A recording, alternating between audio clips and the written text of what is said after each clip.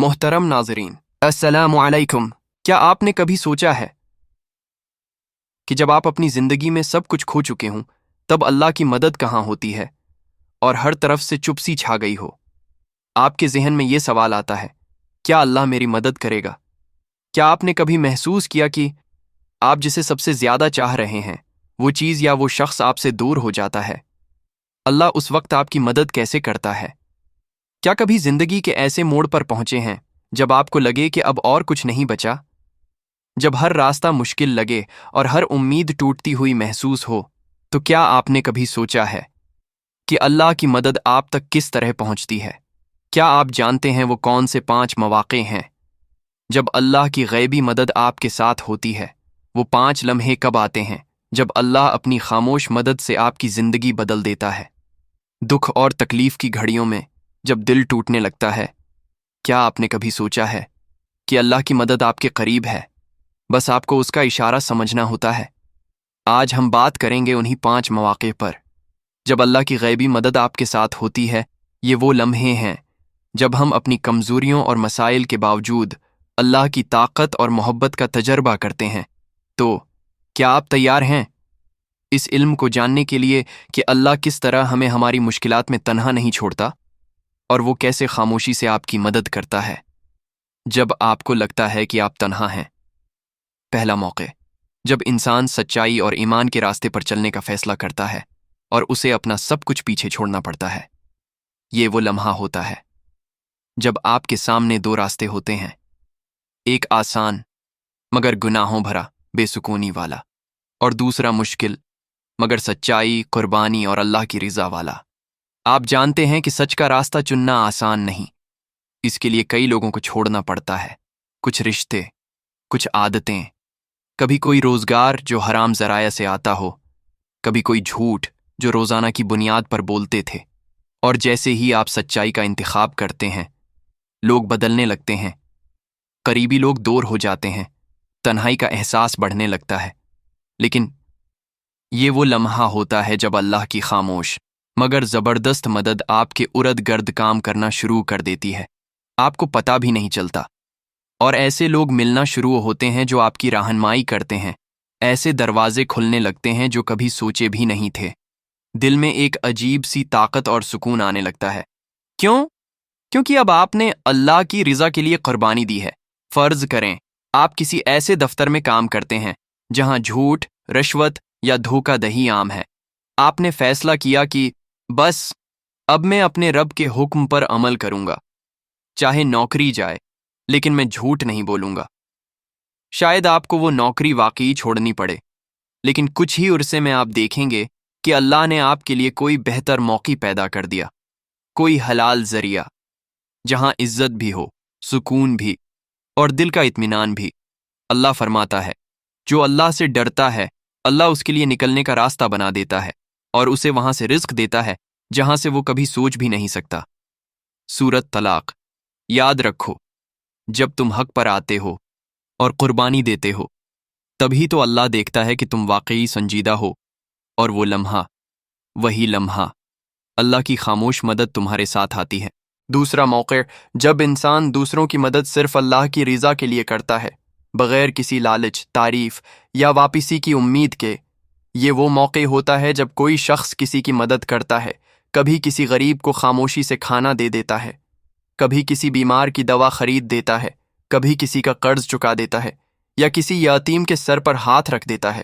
نہ اس نے social media پر ڈالا، نہ کسی سے تعریف سنی، نہ کوئی شکریہ ملا، بس دل میں ایک جملہ تھا، یا اللہ میں نے تیرے لیے کیا ہے۔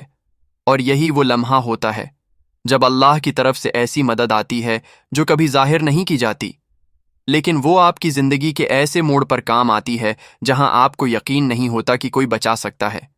اور وہ مدد، وہ حفاظت، وہ راستہ اللہ خود بناتا ہے۔ اللہ فرماتا ہے، بھلا احسان کا بدلہ احسان کے سوا اور کیا ہو سکتا ہے؟ سورۃ رحمان۔ یعنی اگر تم نے خالص نیت سے کسی کے ساتھ بھلائی کی ہے تو اللہ تمہارے ساتھ ویسی ہی بھلائی ضرور کرے گا، شاید آج نہیں، لیکن اس دن جب تم سب سے زیادہ کمزور ہوگے۔ ایک نوجوان نے اپنے محلے کی ایک بیوہ عورت کی مہینوں چپ کے مدد کی، کبھی راشن رکھ دیتا، کبھی بچوں کی فیس دے دیتا بغیر کسی کو بتائے۔ کچھ سالوں بعد اس کی اپنی نوکری چھن گئی، سارا بزنس ختم ہو گیا، لیکن اس کے لیے ایسے راستے کھلے، ایسی نوکری آئی کہ خود وہ حیران ہو گیا۔ یہ وہی مدد تھی جو اس نے خالص نیت سے دی تھی، اور اللہ نے اسے لوٹایا خاموشی سے لیکن بہترین انداز میں۔ تیسرا موقع، جب انسان دل سے توبہ کرتا ہے اور اپنی پچھلی زندگی کو چھوڑ کر لوٹ آتا ہے۔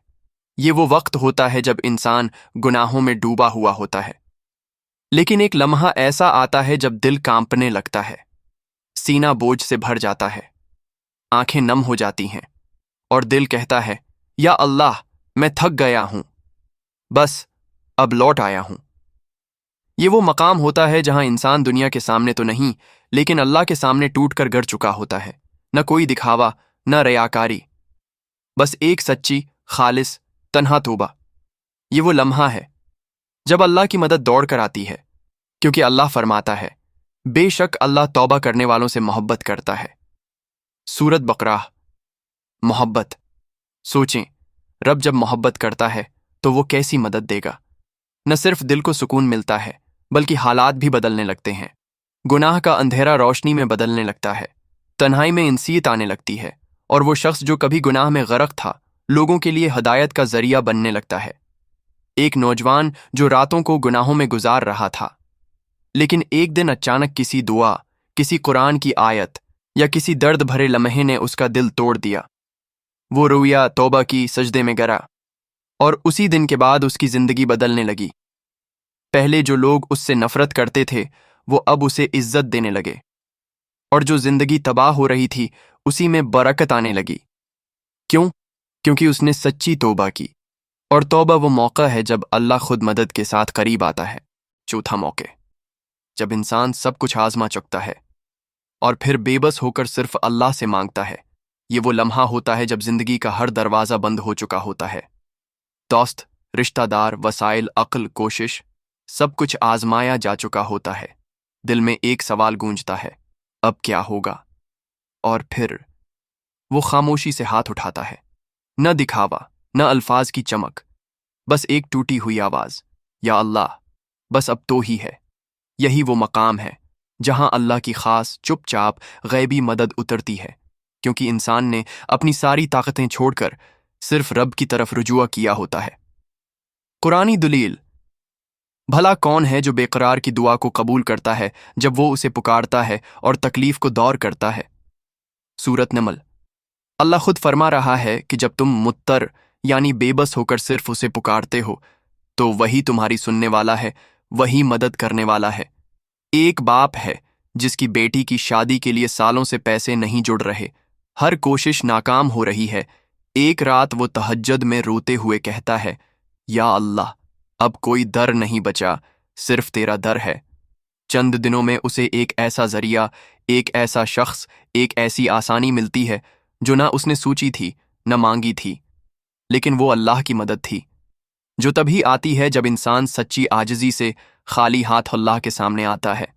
پانچواں موقع، جب لوگ آپ کے خلاف سازشیں کرتے ہیں اور آپ خاموشی سے صرف اللہ پر بھروسہ کرتے ہیں۔ یہ وہ وقت ہوتا ہے جب آپ نے کسی کا کچھ نہیں بگاڑا، آپ نے بس سچ بولا یا حق پر کھڑے رہے، اور لوگ صرف اپنی حسد، انا یا دشمنی کی وجہ سے آپ کے خلاف محاذ بنا لیتے ہیں۔ چپ کے آپ کی برائیاں کرتے ہیں، جھوٹے الزام لگاتے ہیں، کبھی آپ کی عزت پر حملہ، کبھی آپ کے رزق پر وار، کبھی آپ کے رشتوں میں زہر۔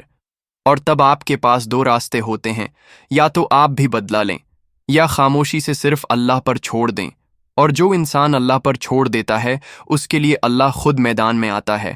اللہ فرماتا ہے، اور انہوں نے چالاکی کی اور اللہ نے بھی تدبیر فرمائی، اور اللہ بہترین تدبیر کرنے والا ہے۔ سورۃ آل عمران۔ یعنی لوگ جتنی بھی سازشیں کر لیں، اگر تم اللہ پر یقین رکھتے ہو تو اللہ کی پلاننگ تمہارے لیے ان سب چالاکیوں سے بلند ہوگی۔ ایک شخص تھا جسے اس کے کولیگز نے جھوٹے الزامات لگا کر نوکری سے نکلوا دیا۔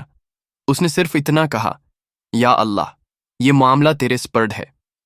6 مہینے بعد انہی لوگوں کے کرتوت کھل گئے، وہ سب نکالے گئے، اور اسی شخص کو عزت کے ساتھ دوبارہ بلایا گیا، اور اب وہ ان سب کا نگران بن چکا تھا۔ کیوں؟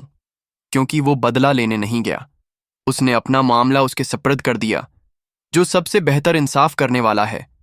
یہ تھے 5 وہ مواقع جب اللہ کی مدد آتی ہے، خاموشی سے، لیکن اتنی زبردست انداز میں کہ انسان خود حیران رہ جاتا ہے۔